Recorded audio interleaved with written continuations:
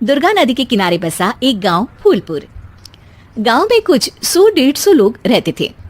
अंजलि, जो कि पास ही के जिले में रहती थी और 12वीं पास कर चुकी थी, उसके पिताजी ने बेटी को जल्दी विदा करने के लिए उसकी शादी फूलपुर गांव के मुकेश से करवा दी थी। मुकेश कभी स्कूल नहीं गया था और इस कारण वो पढ़ा लिखा नहीं था और बाकी गांव वालों की हालत भी मुकेश जैसी ही थी। मुकेश के घर में उसके माता पिता भी रहते थे।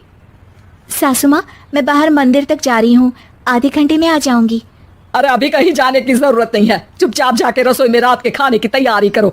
और ये घूंघट क्यों हटा लिया है तुमने? क्या पता नहीं कि इस गांव में औरतें बिना घूंघट के नहीं रहती।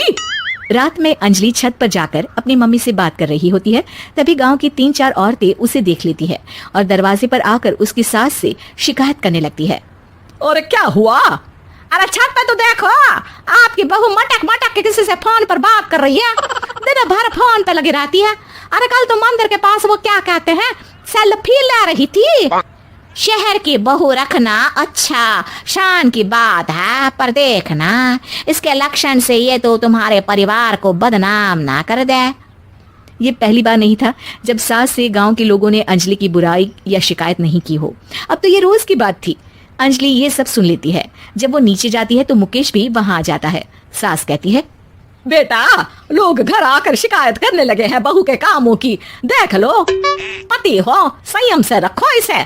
माँ जी, मैं तो अपनी माँ से बात कर रही थी क्योंकि यहाँ कोई बात करने लायक ही नहीं है और अब मैं माँ के पास ही रहूंगी। वहाँ क्या रहना, वहाँ बाहर के लोग तो ठीक है पर घर के लोग भी इज्जत ना दे सके। अरे नहीं नहीं अंजलि, ऐसा नहीं है, धीरे धीरे सब ठीक हो जाएगा, तुम फिक्र ना करो। अरे बस कुछ बोलना ही नहीं है, सर पे चढ़ा रखा है बहू को। सास मुकेश की नरम बात सुन के वहां से मुंह चढ़ाकर चली जाती है। मैं तो कहती हूँ हम दोनों शहर चले जाते हैं। मैं पढ़ी लिखी हूँ, मुझे वहाँ नौकरी भी मिल जाएगी और थोड़े दिनों में आप भी वहाँ कुछ काम ढूंढ लेना। अरे नहीं नहीं अंजलि, हम यहाँ ना गांव का खेत, माँ पिताजी को छोड़कर शहर नहीं जा सकते। माँ पिताजी को कैसा लगेगा और गांव वाले क्या सोचेंगे? ये कहकर मुकेश सोने चला जाता है और अंजलि की गांव वालों द्वारा बुराई का सिलसिला बहुत दिनों तक चलता ही रहता है। लेकिन अंजलि गुस्सा ना दिखाते हुए समझदारी से काम लेती है। बारिश का मौसम चालू हो जाता है।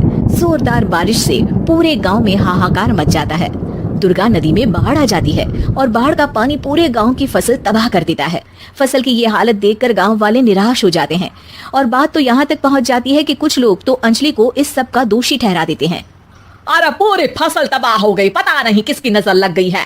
अरे जब से चौधरी परिवार में ये शहर की बहू आई है ना, तब से ही गांव की शांति चली गई है। इसके कर्म कांड से माँ दुर्गा नदी भी खुश नहीं है।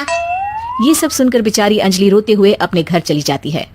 कुछ दिन बाद सभी गांव वाले अपनी फसल का मुआवजा लेकर अपने अपने घर आते हैं। मुकेश भी 1500 लेकर आता है। अंजलि को जब पासबुक दिखाता है तो अंजलि हैरान हो जाती है।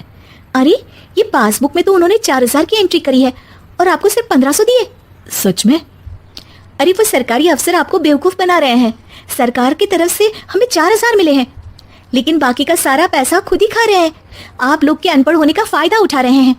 ये सब सुनकर मुकेश परेशान हो जाता है, लेकिन अंजलि उसे हिम्मत से काम लेने को कहती है और सुबह होते ही मुकेश को पंचायत कार्यालय ले जाती है और साथ में गाँव के और लोगों को भी।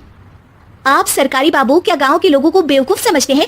आपको क्या लगता है ये पढ़े लिखे नहीं है तो आप कुछ भी मनमानी करेंगे? ये बेचारे दिन रात इतनी मेहनत करते हैं, ये हमारे अन्नदाता हैं और आप इनके साथ ऐसा धोखा करते हैं। अरे क्या बके जा रही है ये लड़की, किस धोखे की बात कर रही है? अपने कांड करके नदी माँ को नाराज करके हमारा नुकसान करके इसे चैन नहीं मिला क्या? सरपंच जी, इन सरकारी बाबू ने मुझे बेवकूफ बनाया है और मेरे हिस्से के पैसे खुद चट कर गए। बस ये सुनते ही सरपंच वहां से दुम दबाकर भाग जाता है। पता चलता है कि जनपद अधिकारियों ने गांव के सरपंच के साथ मिलकर सबके साथ धोखा किया है। सब लोगों का विरोध शुरू हो जाता है और आखिर में अधिकारी सब गांव वालों के हिस्सों के बचे हुए पैसे उन्हें लौटा देते हैं और कई दिन तक सरपंच गांव में लौटता ही नहीं। अंजलि, तुम नहीं होती तो हम गांव वालों को तो पता ही नहीं चलता कि ये हमें हर बार बेवकूफ बनाते हैं। हाँ हाँ अंजलि बेटी, हमें माफ कर दो। हम सब तुम्हें बुरा भला कहते रहे, लेकिन तुमने ही आज हमें बेवकूफ बनाने से बचाया है। हमें तुम पर गर्व है बेटी। अब समझ आया कि सरपंच तुमसे नहीं, तुम्हारे पढ़े लिखे होने से नफरत करता था। क्यों ना इस बार हम अंजलि को ही सरपंच पद के लिए चुन ले? क्या कहते हो गाँव वालों? पढ़ी लिखी सरपंच। बस पूरा गांव अंजलि के लिए ताली बजाता है और अंजलि की सास उसे खुशी से गले लगा लेती है।